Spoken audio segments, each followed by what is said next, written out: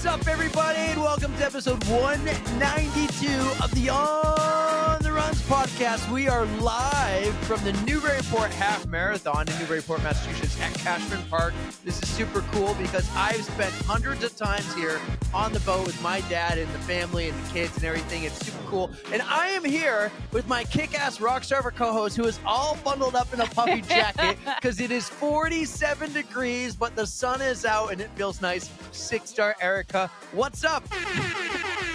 How are you, buddy? This is a beautiful morning, especially to run a 5K and a half marathon. So I may be a little distracted during these tros just because they are expecting the first 5K finisher momentarily. That's right. We've been recording all morning so far. Some pretty cool people. We just had Andy from Millennium on. Andy we had Shackett, Bill yeah. and Patty earlier. We're going to have more after. This is all going to drop on Thursday, but today is episode 192. It is Tuesday, so happy Tuesday. Best day to make better than yesterday, and we are Wednesday, Thursday, Friday, Saturday, 5 days from the New York City Marathon. If you're listening now, you can also hear the rock band to my left and Andy's in front of us. It's pretty cool. So we're going to keep the intro pretty short. Yep. And we're going to do more of a professional outro probably Monday from a controlled environment. But guys, it is New York City week and I'm so excited to run the New York City Marathon, and I'm so excited for our guest today.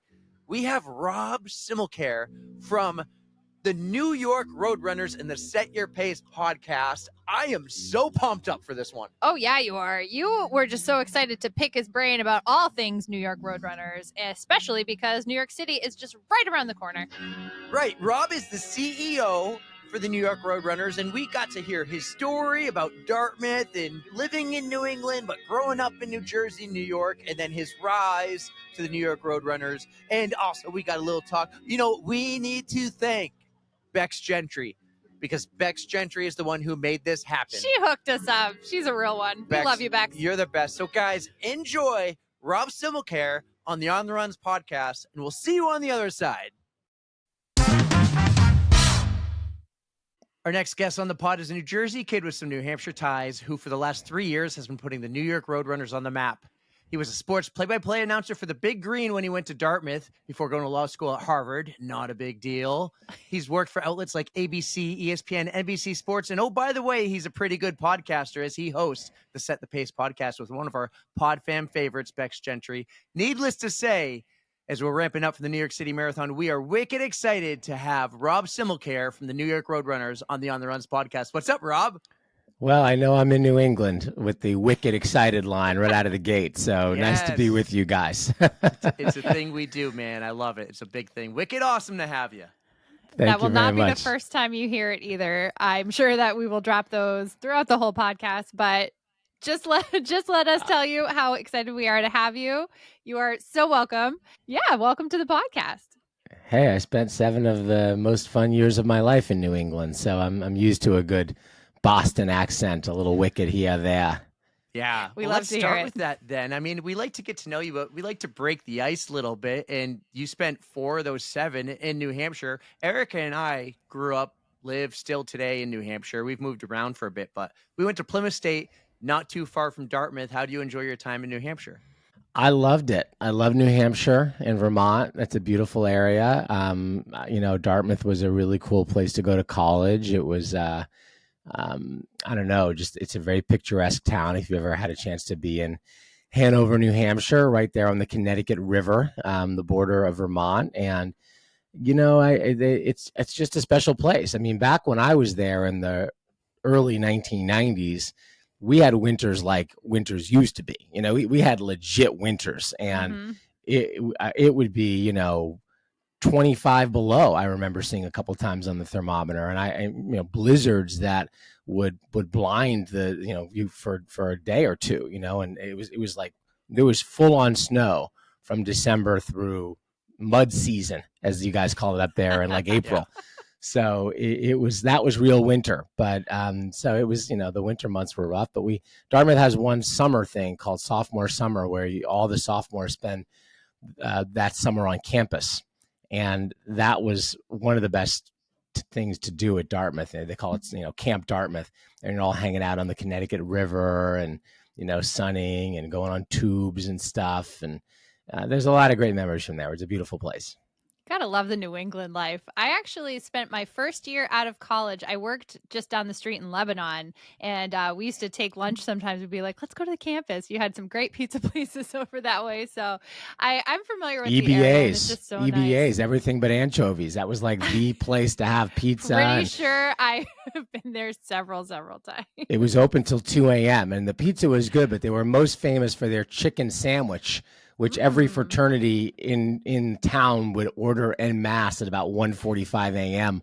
on a Friday or a Saturday night. So they'd be running around with their little cars delivering chicken sandwiches till 3. It was you great. guys knew the drill. Yeah. We had the same experiences, I would say, at Plymouth, not too far. We were green too, and buff chick calzone was a huge thing. I feel like we were big on the river. dollar slices, right? Yeah. The dollar It's just slices. a little difference between Plymouth and Dartmouth, though. We were down here, barely could win a football game, and Dartmouth was playing D1 college level. You were doing the play-by-play, which had to be super cool. It was super cool. That was kind of the beginning of my broadcasting life. Exactly, was doing Dartmouth football, basketball, hockey, a little baseball as well. And it was amazing. I got to do some really cool things and had some great experiences. And yeah, it's a small school, but it was playing D1 across all sports, and it was one of the things that made it fun to be there. Is that originally what you went to school for, was broadcasting, or did you go for something else? Not really. I mean, I just kind of applied. I was a baseball player, but I wasn't recruited. So I kind of walked on and played a little bit of baseball up there. But, mostly I was there as a regular student. I was a political philosophy major. So was really into that stuff, which was kind of a typical thing to study before law school. And, but I love sports. And once I knew I wasn't going to be a professional baseball player, I just wanted to find a way to stay in that world. I had been a runner, but not particularly serious. I mean, I'd run cross country in high school, and I had a love-hate relationship, as a lot of young people do, with running and especially competitive running. My daughter's got the same thing going on right now. She runs cross country in high school. But, I never seriously thought about myself as like a serious runner. Baseball was something I was more serious about, but, I just wasn't going to play at that level. So, yeah, I was looking for opportunities to stay involved in sports from a young age, and broadcasting appealed to me from those days. And I was lucky that Dartmouth had a radio station where you could be a student and, be on the station doing news or sports or whatever. So that turned out to be a great opportunity for me. Such a cool way to hone your skills that way. It was great. It was absolutely great. I mean, I'll tell you one of my favorite stories about being on the air at Dartmouth is in 1992. I'm so old. In 1992, we were calling a Dartmouth football game. Yeah. I think it was homecoming. I think we were playing Harvard, and it's always a big crowd for homecoming. And this was the fall going into the New Hampshire primaries. So I guess it was 91 leading into 92, and the New Hampshire, presidential primaries are going to be taking place. And so presidential candidates were always around campus. And Bill Clinton, we spotted Bill Clinton in the stands. He was actually shaking hands and, stuff like that, campaigning at the game. And we sent someone down to see if he would come up and do an interview with us. And he came up to the booth, and I got to interview Bill Clinton during a Dartmouth football game on the air. It was really cool. That's awesome. That's a big deal up here. The primary every 4 years, like the whole state gets a ton of attention. And it's just like, I live in Manchester right now, and just a ton of media outlets all up and down Manchester, and Erika's in Nashua, not too far. So it's a big deal. That's super cool. You got to talk to Bill Clinton back before he was the president. That's awesome. Right. He was Governor Bill Clinton of Arkansas. That's right. Yeah. Has to be awesome. Well, Rob, we want to get to know you a little bit. We know you eventually came here to New Hampshire, but really you're kind of New York City based. You're on the New Jersey side of the river. Tell us a little bit about Rob. I even think there's a story about your mother, who sounds awesome, who somehow got the school to have a school bus come and pick you up and bring you to like another school an hour away. Give us a little bit of Rob's bio here. Wow, you got it. You've done some good research. I don't know how you found that. That's incredible. Well, I was born in New York City. I consider myself a native New Yorker. No offense to New Jersey. I did sleep there for a number of years. Went to school in New Jersey from 3rd grade to 6th grade or so. But, I consider myself more from New York. I was born at Lenox Hill Hospital on the east side. And I went to, was out out in New Jersey, pretty town called Haworth, New Jersey. But my parents decided they wanted me to go to school back in the city, private school. And so I applied to a school called Horace Mann, which is in Riverdale, part of the Bronx, right near Van Cortlandt Park, of cross country fame, one of the great cross country tracks in America. And yeah, my mom, who was and is a very driven person, she was always about finding ways to help her kids be everything they could be. And so she and my dad decided this was the best place for me to go to school. And it was in New Jersey and the school was in New York, but it turned out there were a number of kids from New Jersey who wanted to go to Horace Mann. Horace Mann had brought kids from Manhattan and Westchester and all 5 boroughs of New York City. So yeah, she managed to find a school bus company and arranged a route to come and pick us up in New Jersey every day and drop us off. And then there was a bus home, and then there was a late bus home for the athletes. So yeah, that's just an example of kind of the way my mom was. And she, she was very driven when I was a kid. She wanted us to have every opportunity. And, I think I picked up a lot of that in terms of how I am personally and how I am with my kids too. So I was very lucky to have the parents I've had. I don't think anybody, I always say you can't choose your parents, but it's one of the biggest determiners of how you do in life, and something none of us have any control over. So I hit the lottery in that regard. Sounds like she instilled some good values in you, teaching you to be a go-getter and to get what you want. Yeah, she did. I mean, my mom, I love talking about my mother. Her name is Gloria, and she grew up in Danville, Virginia, which, if you know Virginia, is like the southwestern corner of Virginia. So it's not Arlington, it's not Alexandria. It's like out not too far from Blacksburg and Virginia Tech, but it's really in the mountains. It's what you call the real southern part of Virginia, and I'm African American. My parents are African American. This was the segregated part of Virginia. When my mom grew up, she went to an all Black high school. The town was fully segregated. Danville actually had been the last capital of the Confederacy in the Civil War, as they were kind of like, in the final days of the war, and they were, trying to move around and evade the Union troops. The last place they called the capital was Danville, Virginia. So she graduated valedictorian of her high school class, but didn't really have opportunities to go to the kinds of schools she wanted to go to, because Virginia, even though Brown versus Board of Education had already happened and they were officially desegregating a lot of places, they weren't really accepting many either A, African Americans, or B, women into a lot of these schools like University of Virginia. So she had 2 big strikes against her, and wanting to go to a school like UVA, which is probably where she would have wanted to go under different circumstances. She certainly was qualified. So she ended up coming to New York City and going to a college called City College of New York, CCNY, which at the time was really famous as an incredibly high quality free education in New York City. And there were incredible people. Colin Powell went to CCNY around the same vintage as my parents. Jonas Salk, who invented the polio vaccine, went to City College. Like an incredible number of people went to City College. And so she went there, and that's where she met my dad. So, that's kind of why I exist, essentially, is because she came from Virginia to New York to go to college and met my father. I love to hear the history. Yeah, no, it's a story I don't tell that often, but I appreciate you're asking about my mom. It's a good excuse to tell that one. Yeah, that's great. We love hearing the whole, as we always say here on the podcast, spare no details. We love to get those cool stories. So especially when they're not heard by many others, like that's so cool for us and for our listeners, and just to talk about, get to know you. So that's amazing. You eventually go to Dartmouth and you go to Harvard. Let's talk running. You mentioned you did cross-country running. There's a love-hate relationship. Tell us a little bit about that love-hate relationship, and how did it become more a part of your life at some point? Yeah, I love sports, and I really love team sports more than anything as a kid. I fell in love with baseball at a very young age, and I'm a New York Mets fan, and even though they weren't very good when I was very young, I just loved the team and watched it every chance I could get, and knew all the players and the positions, and I really understood the game for a kid, so I just love playing it. And I think for someone, I wasn't a big kid, but I was able to play at the best I could play, I think, because I really loved it and understood it and studied the game and had a great time. I was a center fielder, so I was just going to ask. that was my thing, was like, really being a very good defensive center fielder and catching the ball wherever it was. That was kind of what I was good at. Hitting was not so much my strength. So, but I was good enough to hit a little bit in high school, but not the college level.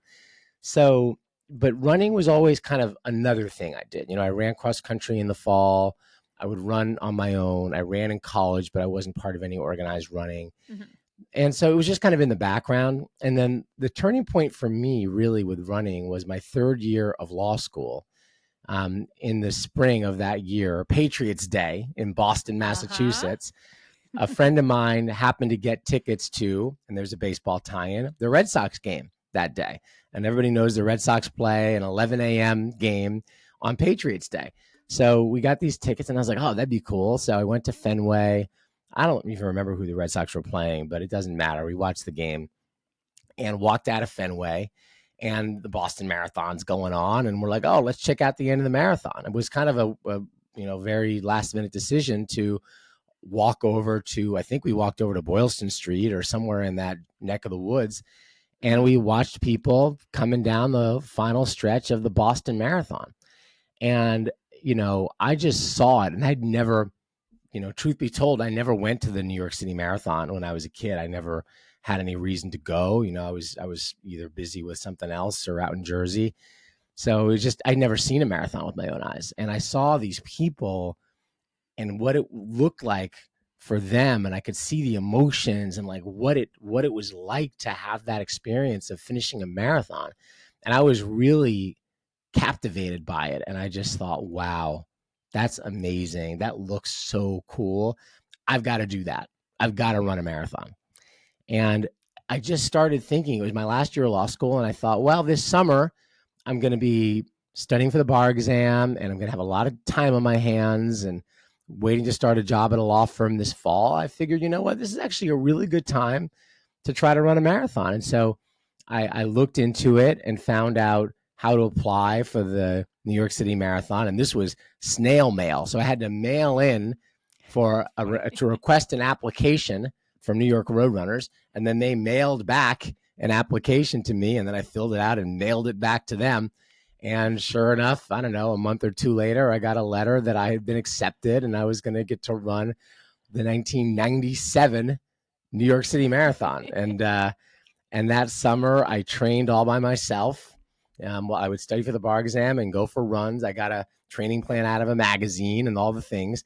And I ran my first marathon on the rainiest day in the history of the marathon at that time. It was a horrific weather day, but I made it through.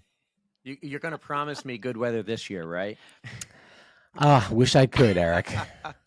I wish I could. It's going to be epic. It's going to be epic, as we like to say. Like, we either have amazing weather or the most epic, worst weather. Erika ran Boston in 2018. That was the year of That's the year of Des Linden and the absolute horrific weather of all time. Yeah, I can relate to your horrific rainy New York City Marathon. Yeah, it was terrible. It was really terrible. I had a bunch of friends who came out to see me run. Really loyal friends who came to watch me run that year, and I think 2 or 3 of them got pneumonia. It was so bad. No.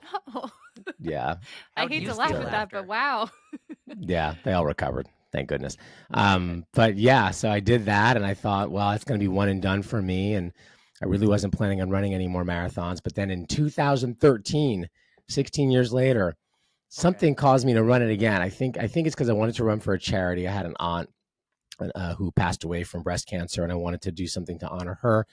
And also I knew that I was probably moving out of the city at that point to come to Connecticut. And so I thought, what better way than to run one more marathon to say goodbye to New York City. I was living right by Central Park as well, so I was running all the time. And I ran it one more time in 2013, had a perfect day that day, trained much better, was part of a team, which really helped. And I ran 16 minutes faster 16 years later. So I thought, all right, this is good. Very nice. Were you involved in the running community? We talk a lot about the running community, and part of that love-hate when you're younger is like I grew up playing ice hockey my whole life. Erika played soccer. Running was, I did cross country. Punishment. I did just to stay in shape. And maybe to some people, it's like punishment. But at some point, we always tend to find this sport in our adult life, later in our adult life. Was running part of your life, your adult life there? Were you involved in the community, or was it just like, I want to do it again in 2013? I was always running. I wouldn't say I was part of any community all those years. I was just someone who would go out for a run. New York City is an amazing place to run. And so it was always a fundamental part of my fitness routine. It was something I would do probably at least once a week, probably maybe 2 or 3 times a week, depending on what was going on. But that Saturday run was like just a part of my life. Saturday or Sunday run when I was practicing law as a young lawyer or whatever I was doing. Running was just always there, and there were so many great places to run. I lived downtown for a while, so I ran on the West Side Highway when I was living down there. And then when I moved uptown, it was Central Park, and, it was just great. So I would like mostly just run on my own. I'd occasionally be moved to go run a race somewhere. I ran a half marathon down in Disney in like 2005. And, I'd run a race here or there, but I wasn't like running all the time, and when I moved to Connecticut, they've got, a town 5K every May that I never wanted to miss. So I run that every year and a couple other races here and there. So I got a little bit involved in the local community in Connecticut. But yeah, it's just running is always there for you. And, I think that when I really reconnected to running was during the pandemic. Like so many people, there was nothing else to do. And I started to run 4 or 5 days a week during that period. And that's what really kind of reconnected me to running in a bigger way. And then it was not long after that I got the call about New York Roadrunners looking for a CEO. So it all kind of came in that period of 2020 to 22. Were you still living in Connecticut when you got the call to work for NYRR? Yep. Still was. I still do. I still live mostly in Connecticut. I've got 2 daughters who live in Westport, Connecticut with me. I go to the city all the time, and I stay in the city a couple nights a week. So I'm kind of back and forth now.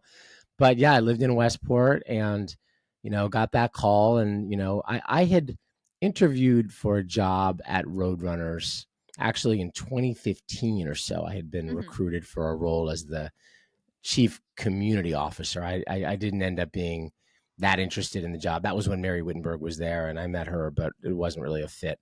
But yeah, I certainly knew of Roadrunners. I knew what a great organization it was. And when they called me, I said, oh yeah, it sounds really interesting. It's something I'd certainly be interested in talking to them about. It's a New York institution and I love running.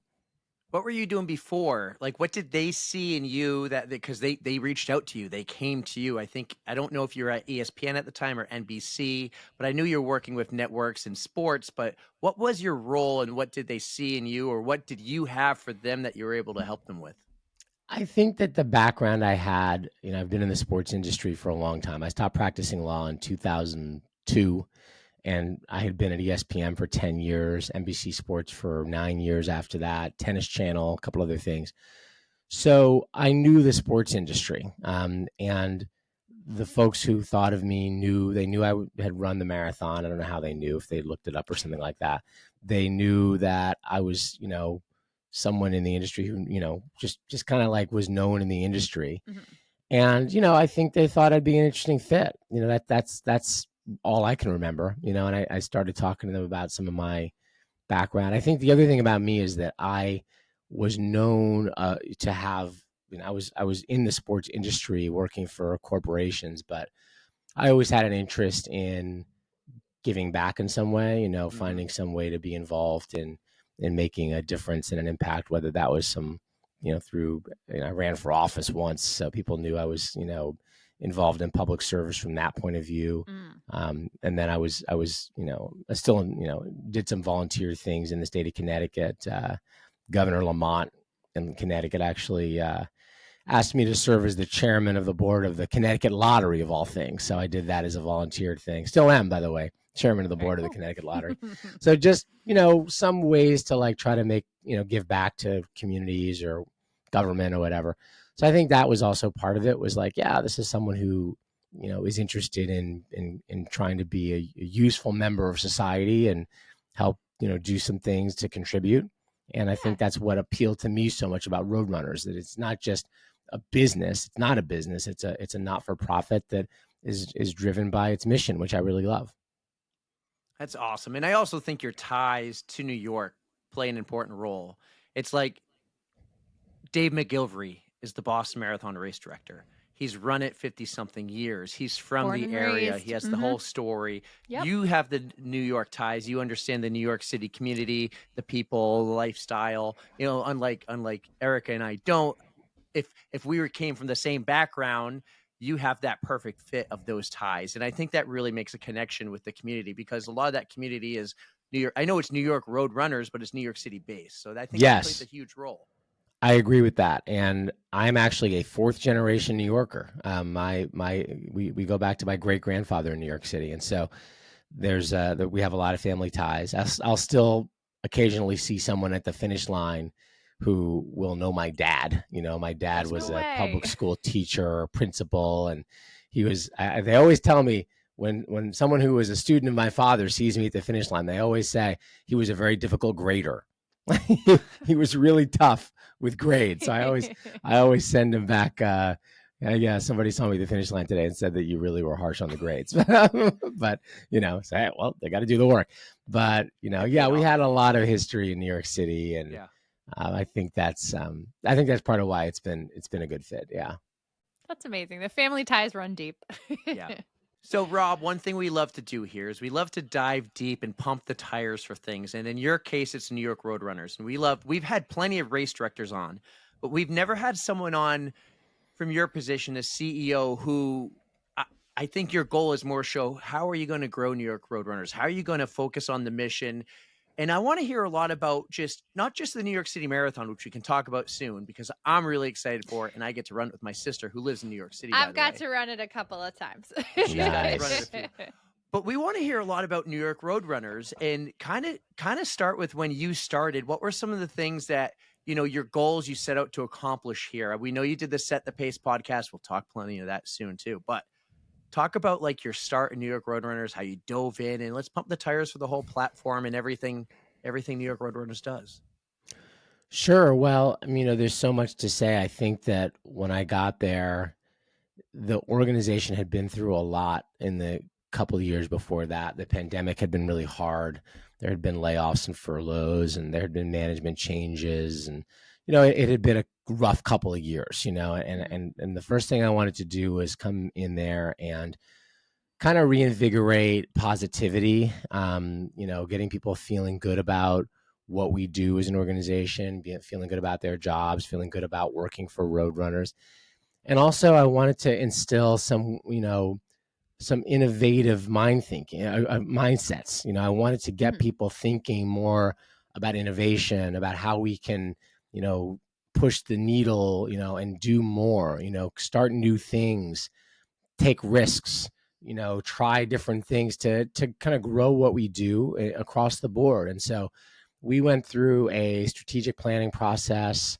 The first year and a half I was there, we came up with kind of 5 key pillars of what we want to accomplish as an organization. And so since then, we've had some really clear guideposts for what we want to do. And, you know, a couple of examples of that I can give are first on technology. You know, we have, I think, a huge opportunity to better engage people with technology. You know, we didn't have an all-year mobile app. We'd have these apps that were put together for the marathon or for the half marathon, and then we kind of go away. We didn't have like a full year app to engage people all year long. And so we've changed that. We have an app that launched last March. We're about to update that app and ahead of the New York City Marathon this year. And we've got really big plans to make that kind of the go-to place for anybody in our community who wants to run with us or run virtually or find someone to run with or train or whatever it might be. So we got, you know, we're still early in the process, but that's something that we're really excited about. Another example is, you know, we wanted to do a better job of telling the whole story of New York Roadrunners. And so that comes down to creating content that will help inspire people to run. The podcast was kind of the very first foray into that. But this past summer, we actually had a short form documentary that premiered at the Tribeca Film Festival back in June. And it's going to be coming out this fall on a platform to be announced. And it's great. It's called Final Finishers, and it tells the story of some of the people who finish last in the marathon every year. It's one of the things that makes New York Roadrunners and the New York Marathon really unique is how late we keep the finish line open. As you know, we don't have, the kinds of cutoffs that you'll experience in Tokyo or Berlin or Boston. Yep. We love Boston, but we agree. Yeah, you guys do the finish line right. It's Party a tradition. well into the night. So you wait for the last finisher, or is there a time like midnight?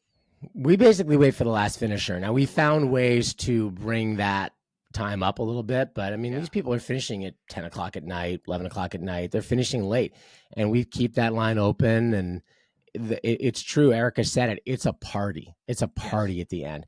And so the glow sticks come out, and we've got a DJ, and we celebrate these people. So this film celebrates and tells the story of, 5 or 6 people who were among these final finishers over the years, and why they do it, what drives them. And it's incredibly inspiring. So I wish I could tell you where it's going to be, but November 1st, it will be out on a streaming platform that you'll hopefully have access to, or you can subscribe to. And there'll be lots of press about that when it comes out. So we're excited about it. I will keep my eyes peeled for sure, because I've just seen clips on social media of all the finish line antics, I suppose you could say. And it is such an emotional thing because people, it could take somebody 6, 7, 8, 9 hours to finish a marathon, but a lot of people, this is their first one. They're doing it for charity.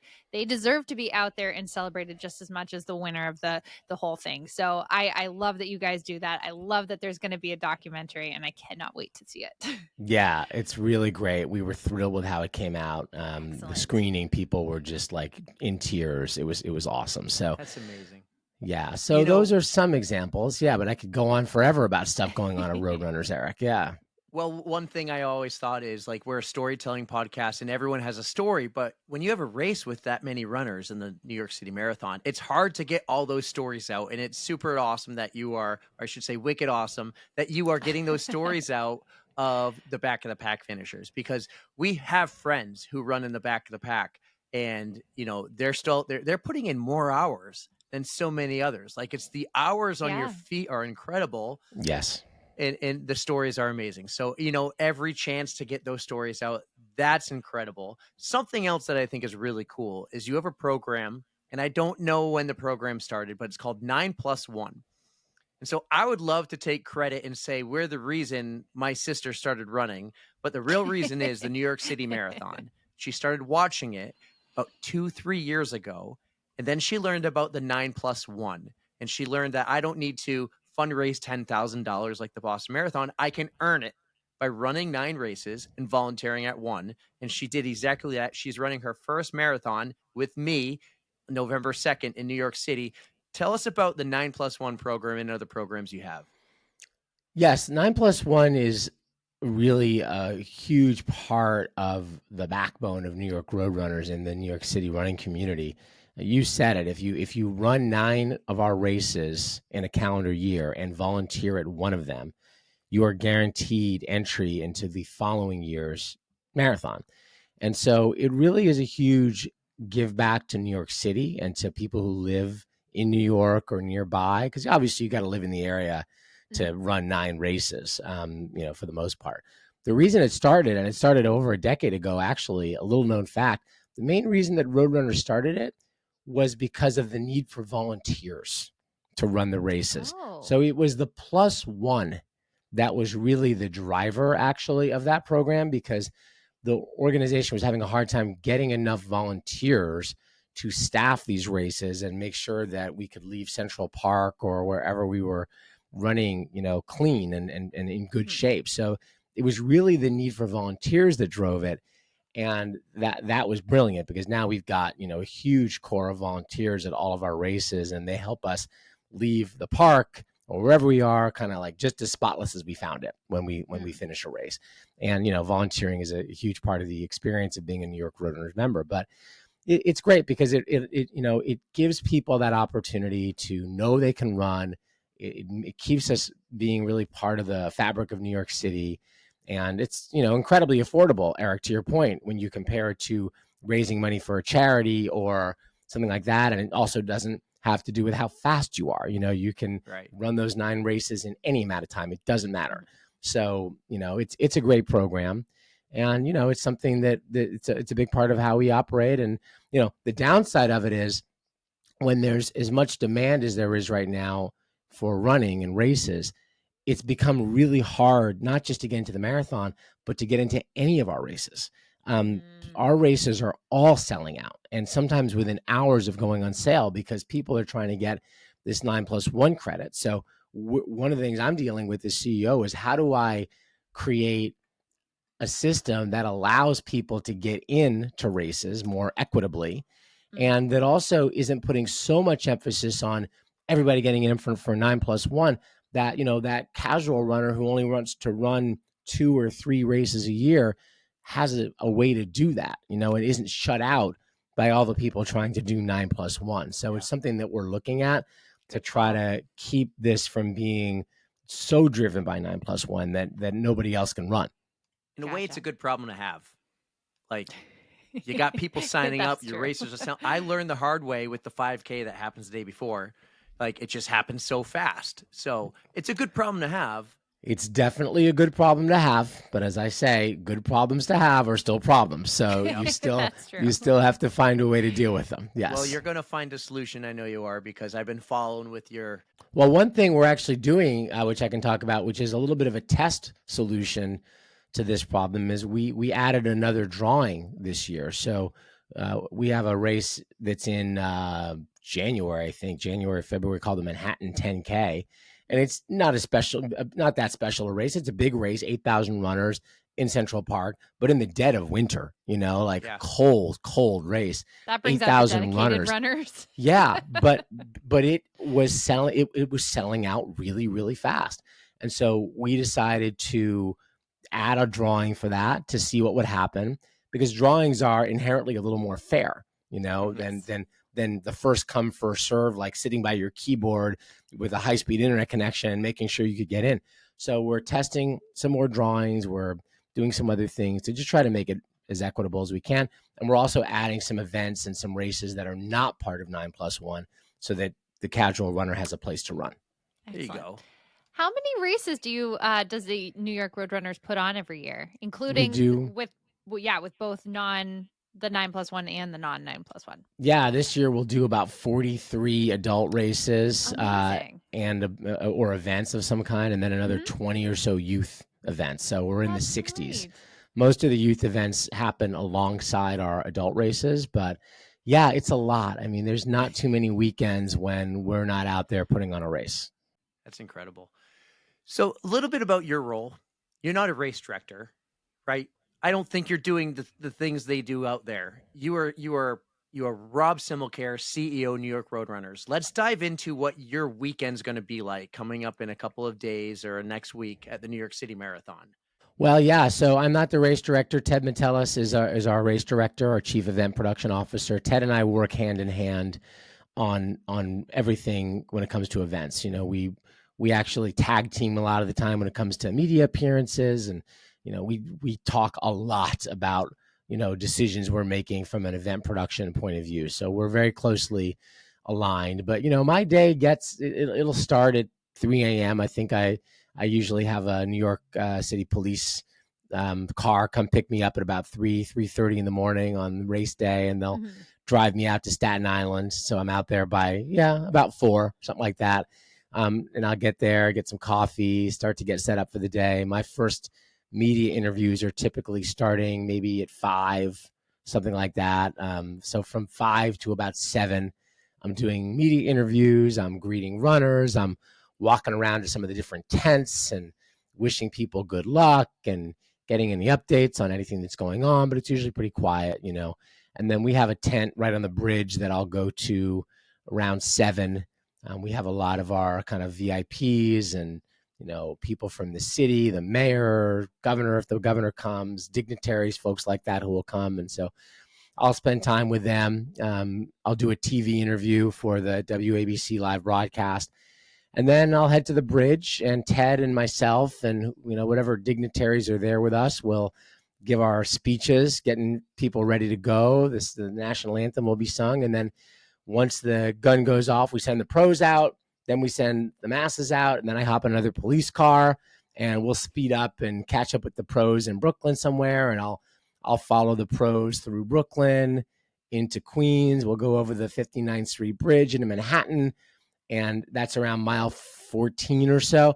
And then I'll peel off, typically off the course, to get over to Central Park to be there ahead of the winners. And I try to get there ahead of the wheelchairs as well as the runners, so that we can be there to celebrate them and give them their medals and all of that. So then I'm at the finish line for a good chunk of the day, which is a lot of fun. You are really in the thick of things all day long. You 100%. have a very, very early morning, even before the runners wake up. Yes. I don't think I woke up before like 5 o'clock on race day for the New York City Marathon. But so you are really out there and getting it done, celebrating. It's a long day. It's a long day. And I'll sneak away from the finish line a couple times during the day. I actually go and record a podcast with the winners the same day. Yep. So we'll bring them over to a hotel in Midtown, and I'll interview each of them, both the wheelchair male, female, and the open field male, female winners. And then I'll usually head to their dinner for a bit. Then I'll come back to the finish line. Then we have an after party that I'll make an appearance at. And then I'll usually end the day with the final finisher celebration back at Central Park. So yeah, it turns out to be about a, 19-hour day, something like that. But, I rest up for it ahead of time. What a fun day. Yeah, it's great. It's great. And, the other part of the day is just, I've got people with me, who know how to get in touch with me in case anything goes on, right? I mean, the thing about that day is you guys know well in New England, like, it's a great day and you want it to be a great day, and it should be, right? But, yes. You're always, when you're in my position, you're always thinking about every possibility, everything that could happen, from runner health and safety to security to all the things that you have to think about with a mass event like this. So that's so much of it is just being aware of what's going on and being reachable in case anything happens that needs my attention. And we have a huge control and command center right by the finish line that I'll duck into a few times a day as well, and check in with the team. How are things going? Are there any issues on the course? Any problems that we're aware of, things like that. So just making sure operationally we're in a good place. Good. For somebody like me, a first timer, first New York City Marathon, don't live there. I'm traveling down. I get to stay with my sister, so that's a plus. But for somebody like me, a first timer, what should they expect? Like, what are some things they should look forward to here? I'm going to be there early. I'm going to go to the expo on Friday. I'm going to be exploring, meeting friends from the podcast world and stuff. We do it at Boston, but never done it for New York. What's something we have to look forward to in New York? Oh man, there's so many things. I mean, I would start with the expo. It's an incredible expo, and you will love it there. I mean, there's so many amazing people there. We have podcasters, we have authors, we have something called the Citizen Stage where there are panel discussions going on all 3 days, great conversations happening over there. Our sponsors do an unbelievable job with their activations. I mean, the New Balance store, you could spend 3 hours in there all by yourself. Then so many of the other stores and vendors who are there and our partners, they just make the expo so much fun. So you'll not get tired of that. We have a lot of great events happening elsewhere around the city. The marathon opening ceremony is a really cool thing to attend. That'll be that this year. That's going to be on Halloween, so that'll add a little bit of spice to that. Friday night, October 31st. So that I would recommend going to check out, and you can get a ticket, hang out in the bleachers, and we have every country represented. It's like the Olympics. Every country's got a group of people that will march down past the finish line and down Central Park Drive. So that's a fun event. And then, gosh, there's just so much. I mean, the one piece of advice I would give you is, I'm sure you've already got your transportation sorted out, right? To the starting line? Yep. Are you taking the ferry or are you taking a bus? We're taking the ferry, 8 a.m. I'm a fan of the ferry. The ferry is great. It's low stress. You get there and then the buses will take you from the ferry to the finish line. But yeah, I'm a big fan of taking the Staten Island ferry as a way to get over there. It's also a beautiful view, and you get That's a what I great thought. sense of where you're going. Yep. Yeah. Everyone was doing the bus, and the only options we had, or the best ones I thought, was ferry, and my sister agreed. And I was like, this is going to be so much more relaxing in my mind. Might be cold. I think so. No, I think so. And there's an indoor part of the ferry too, so you can stay warm if you need to. But yeah, I love taking the ferry over, and then, just enjoy the day. I mean, I think your first time running New York, the piece of advice I give people is, to me, that's not the race to run for time. Right. If it's your first New York City marathon, that's just not a race you want to be like focused on your time, looking at your watch, zeroed in on your splits. Like that's a day to just soak in the atmosphere of running through what, of course, I'm going to say is the greatest city in the world, and with an incredible energy and incredible fun and the vibes. It's all about the vibes. I mean, that's really what it is. So that's my advice. I don't care if it's your first marathon or your 31st, just enjoy the experience of running the New York City Marathon. And if you decide to come back and run for time in the future, you can do that. I mean, people who run a lot of marathons know that New York's not the place to get your PR if you are regularly running other faster marathons like Chicago or Berlin or something like that. It's a place to have an experience. Is that what you're going for, by the way? You going for a PR in a couple weeks? In Chicago? In Chicago. You're going to be in Chicago? I am. I'm running Chicago on October 12th. And yes, that is one that I am going to try to, I am focused on time. I think Chicago also is known as really fun. And so I'm going to try to make sure I enjoy that too. But yes, I am running for a time in Chicago. I hope that it will be the last time I ever run for a time, because what I'm really trying to do is qualify for Boston in Chicago. Yes, I've got a new age group. So I've got 10 minutes more than I had last year to try to qualify for Boston.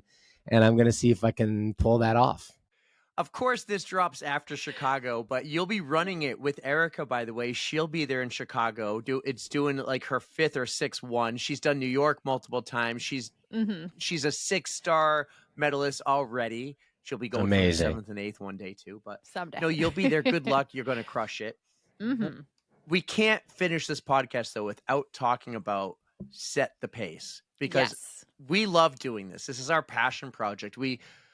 We've done some cool things now, but we've been able to listen and kind of learn from yours, because you've done so many cool live shows that we're just getting into, and you've really grown this thing kind of like we've grown ours, and that's what I appreciate. And you've evolved over time, and your show's just so cool, and it's how I know how to say Simmelkjaer correctly. Let's talk a little bit about Set the Pace. How did you come up with starting a podcast? Well, when I was interviewing for the job of New York Roadrunners, I actually mentioned the idea to the board, and I said to them, an example of the kinds of things I'd like to do here are start a podcast. And I did some rough math about how many people train for the New York City Marathon, how many hours they're typically running in the course of their training, multiply that by the number of runners. And it came up with like millions of hours of running time that people were putting in to train for the marathon. And I said, you can't watch TV while you're running. You can't read a book. So you can listen to one, but like, let's give them something to listen to while they're doing all this running. So it initially was really focused on the people doing their marathon training blocks. And we launched it Labor Day in 2023 to kind of help people give them something to do during those long runs. And the theory was that, kind of like you said at the beginning, Eric, we have 50,000 amazing people showing up at the starting line of the marathon every year.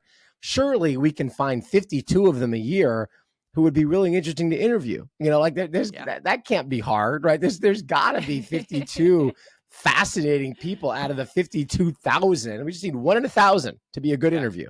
So we started, booking these conversations with people. It started out with me and Meb Keflezighi, New York and Boston winner, co-hosting it, and Meb was amazing, and that was a great place to start. And then we brought in Peloton as a sponsor of the podcast, and Bex Gentry, the amazing Bex Gentry, my co-host and phenomenal runner and instructor, a pro, incredibly inspiring, a huge following of people who love her on the Peloton treads.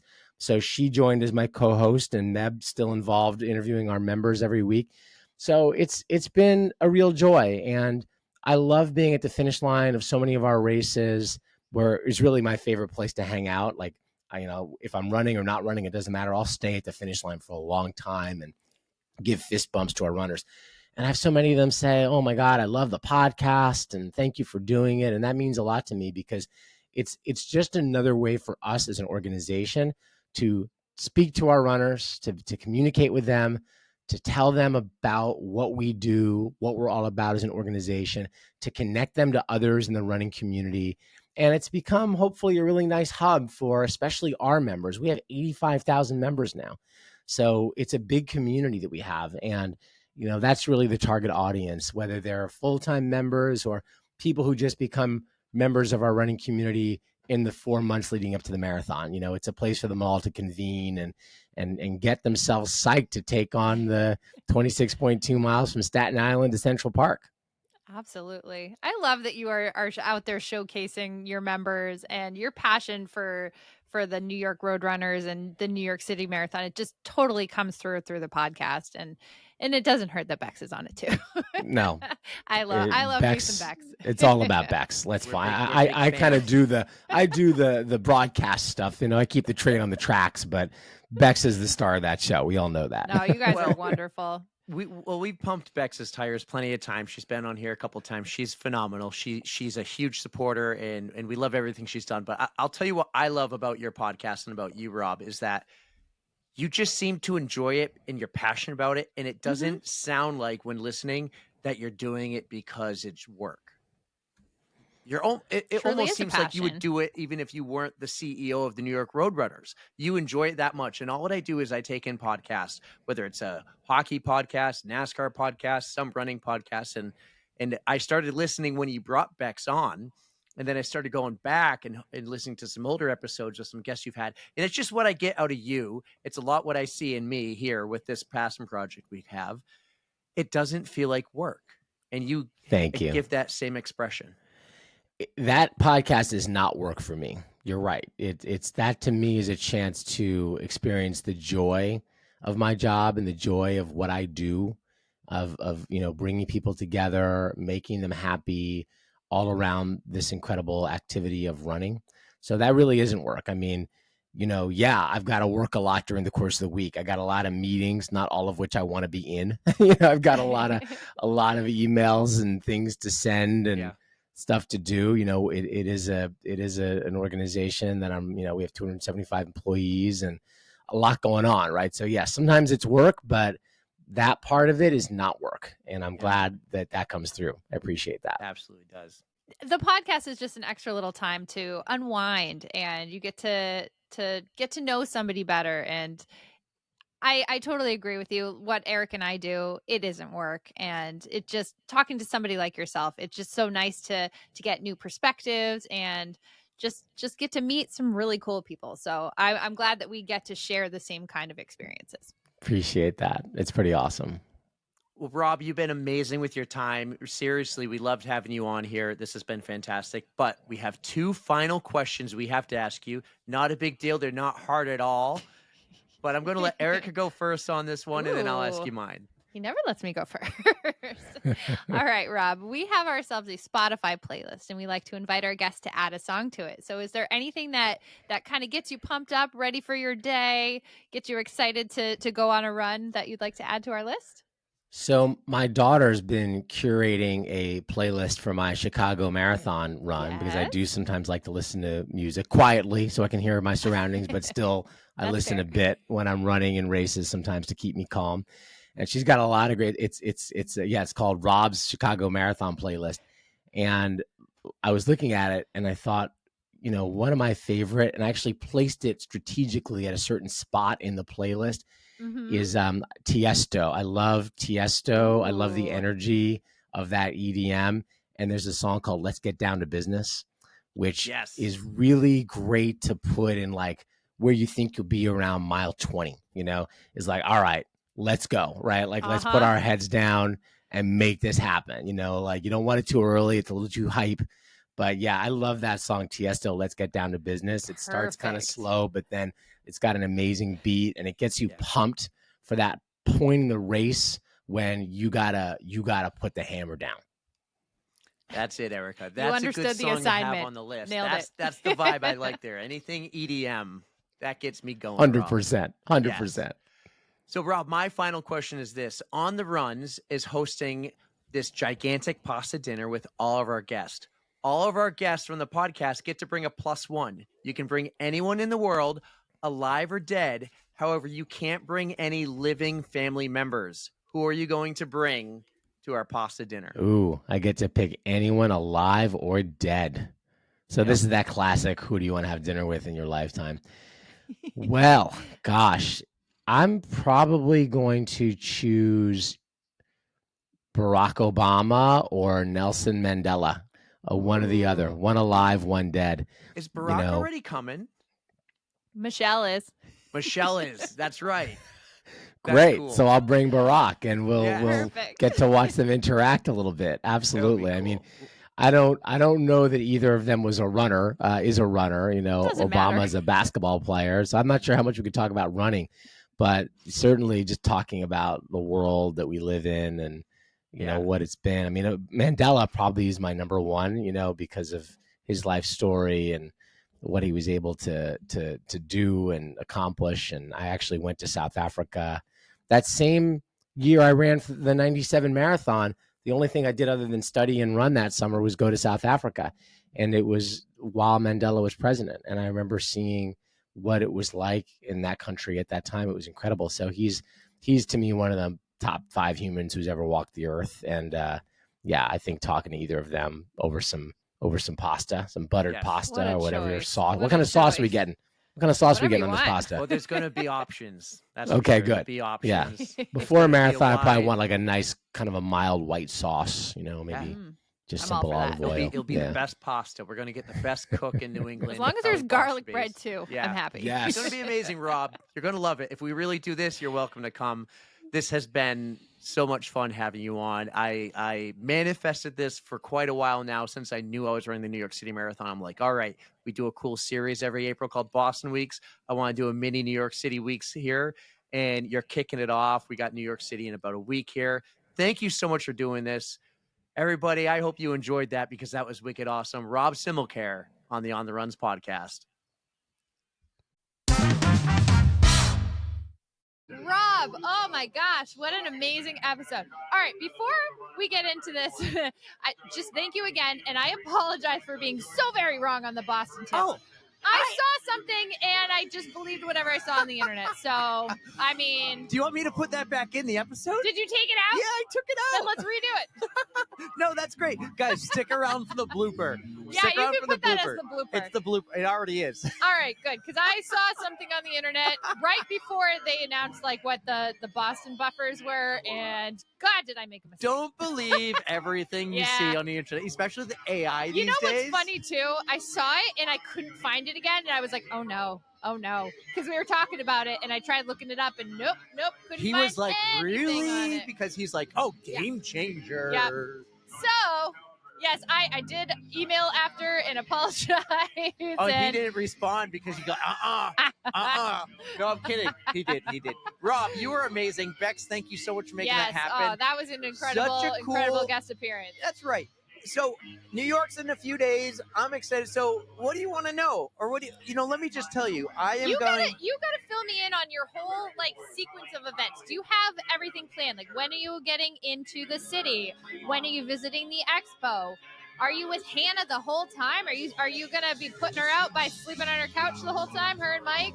All right, so here's the tell me the game plan pre-race. All right, so I'm gonna head up Friday morning. The question is, am I leaving at 5 in the morning or at 8 in the morning? So 8 in the morning. Well, if I leave at 8 in the morning, that means I take Adeline to school, which would be pretty cool because it's one of the favorite things I do. I take her to school every day.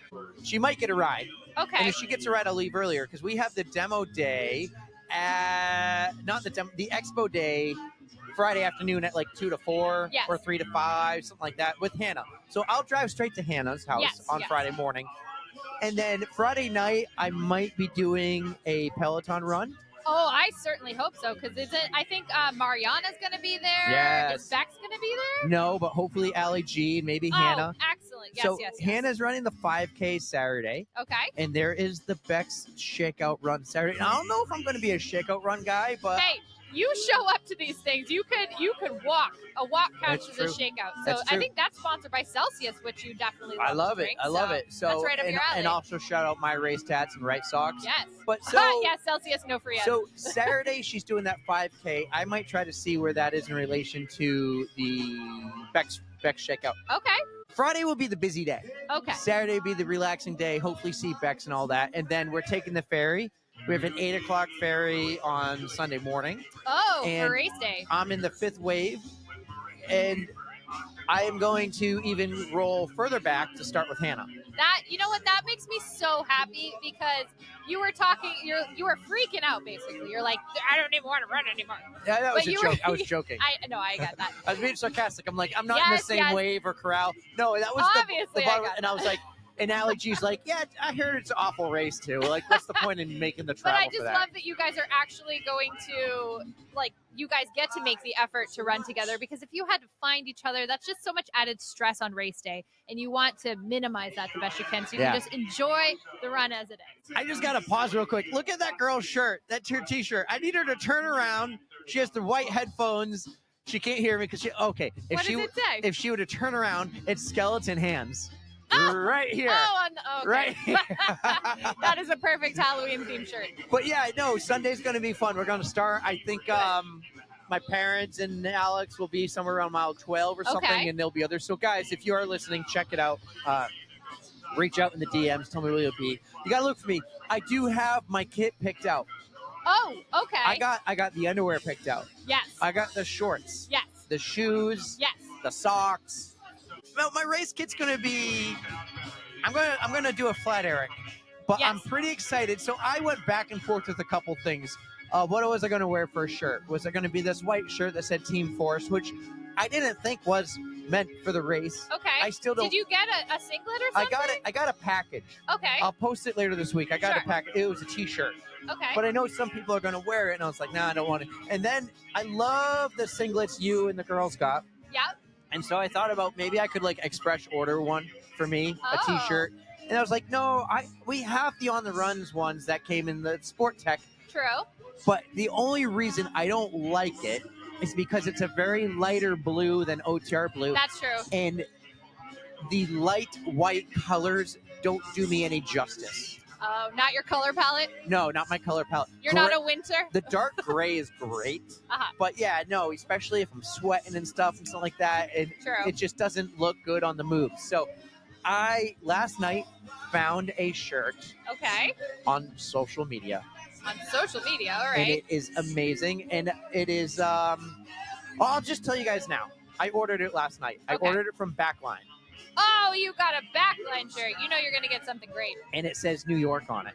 In Oh. a fancy way. It's Are the these new, the ones that Yes. Ali G was modeling? Yes. Oh, God, those look so So, freaking cool. I saw the Ali G model Yeah. photos, and I don't do singlets, but they have it in a T-shirt. Okay, So that's awesome. I got the T-shirt, ordered it yesterday, so I have to go visit the Backline store in Brooklyn to pick it up. All right. Oh, Oh, I was going to say, and- man, I just hope that you get to practice in it, because you never know what's going to chafe and where.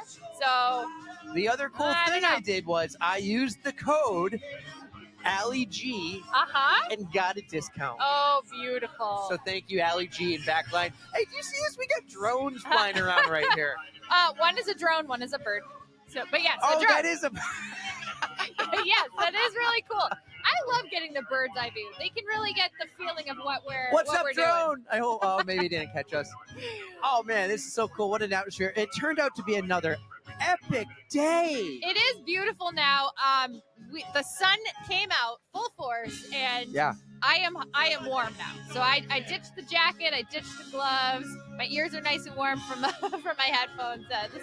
This is how I like to be. We'll do a quick Google check. Google now says it is 49 degrees, feels Really? like 46. You know, it's beautiful. I'll take it. So can we talk something that's not running Yeah. Of and course. not New York? Okay. I spent about, let's call it $2,300 in the last 10 days. On what? What the hell did you buy for $2,300?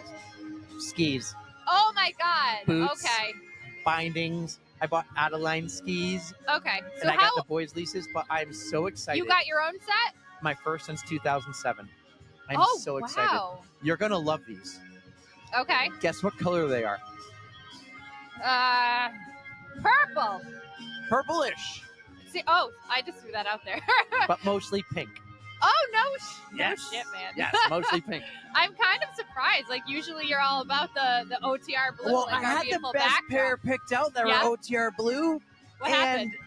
they just weren't the right ski. Okay, so they for didn't, what they I'm didn't quite doing. work out for you. No, I mean they're an amazing ski. They're Yeah. also $1,300, and I got mine for half of that.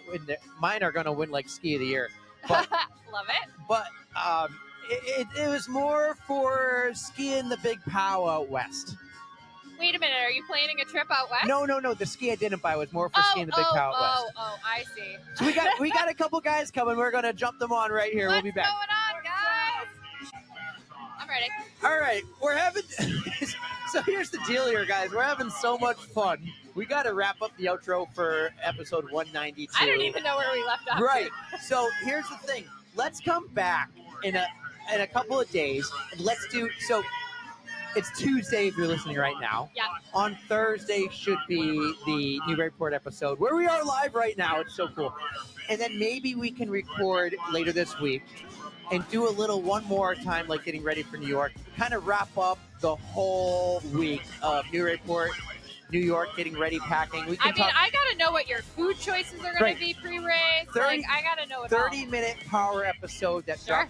drops Friday, Sure. which I think will be the first time we've dropped 3 episodes ever on this podcast in a week.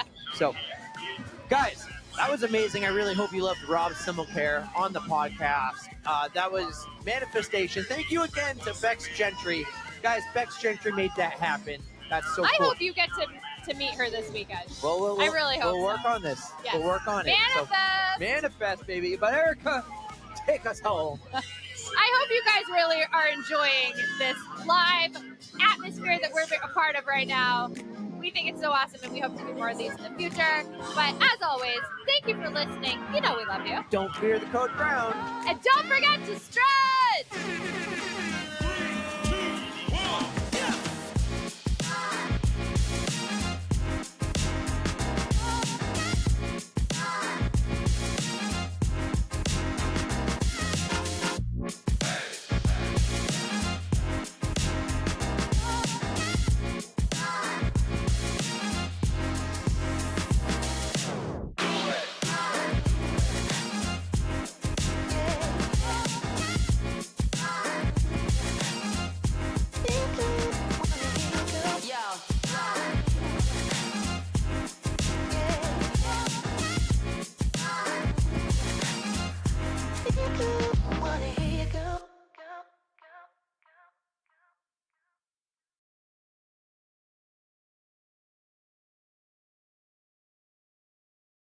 Ooh, speaking of Boston, I also heard this year that there was no extra time buffer needed to get into the 2026 marathon. So I'm wondering if that bodes well for you. Did you for just hear that Chicago. today? Because I have I not heard did. that.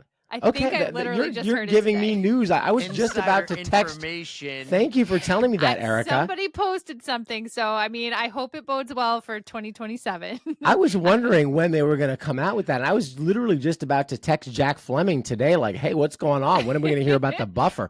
I No hope I have my buffer. info That's correct. huge. I hope That's I have my huge. info correct. That could She's mean wrong. a lot to If me. you're wrong, you. I'm gonna get a really love that. angry text later.